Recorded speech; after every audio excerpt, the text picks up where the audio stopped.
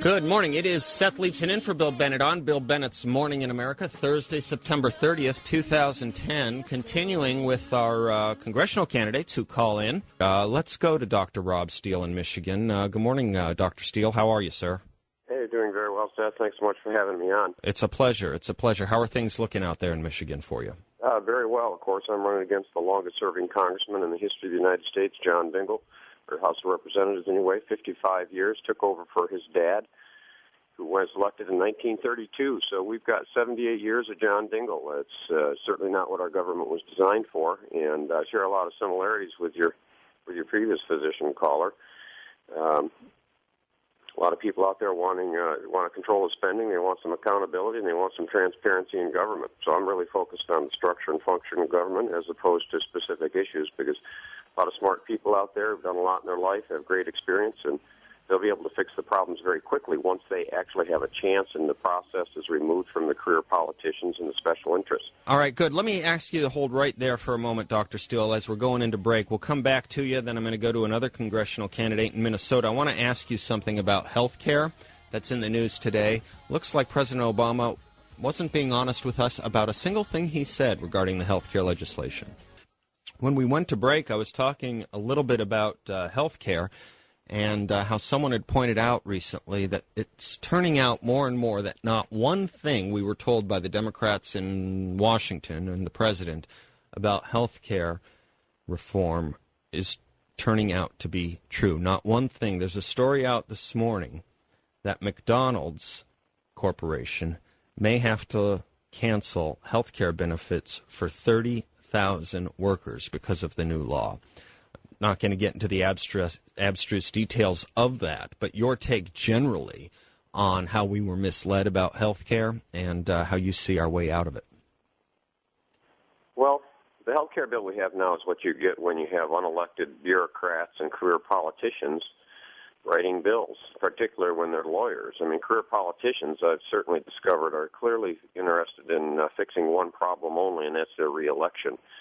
Everything else is playtime for them, and what they say and what it ends up translating into are two entirely different things. In my practice, I happen not just to be a practicing physician for the last 25 years, but we have a large practice with about 30-some doctors and 300 employees, and I run the finance and health care benefits for our practice, and I can tell you, using the things that are available here in the state of Michigan, our health care costs have been flat for the last 5 years, and the health care reform bill that was passed needs to be repealed completely, taken out by the roots, and we need to start over completely. If you have health care reform, it requires tort reform. It requires equal treatment of the tax situation for the employer, the employee, and the self-employed.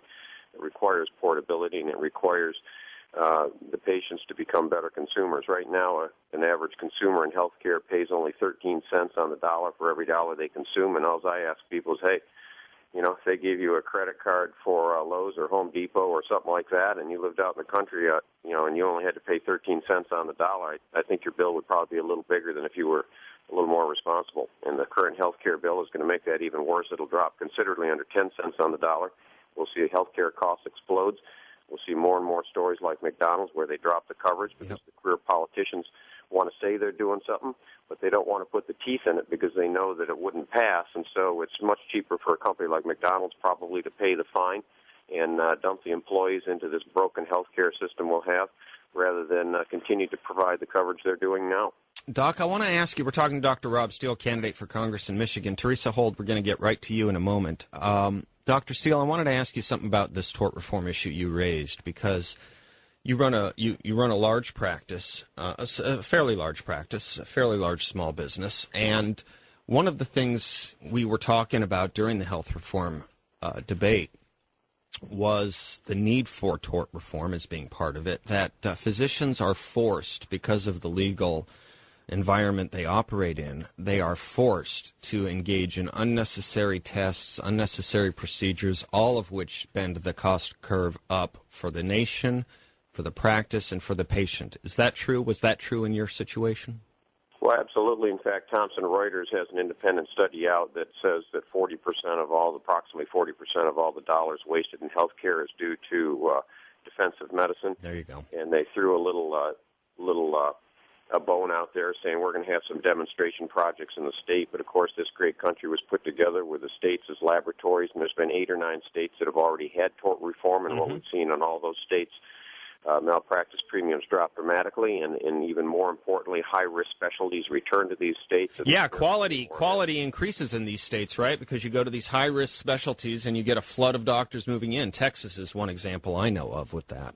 Absolutely. The state of Michigan had tort reform in the early mid-'90s, and we've had a dramatic change in the environment here. Unfortunately, the policies from the federal government and our state government have made all our young doctors leave the state. So that's the bad part. We're looking forward to having you try and correct that. Go ahead and give our audience your website, those that want to help your candidacy out, Dr. Steele. Absolutely. You know, I'm running against John Dingell, career politician. I went to my first partisan county convention last month. So I've been involved with Heritage Foundation, Mackinac Center for Public Policy, not partisan politics, but ditchdingle.com. It's September 30th, FEC filing day, so we're on a big push.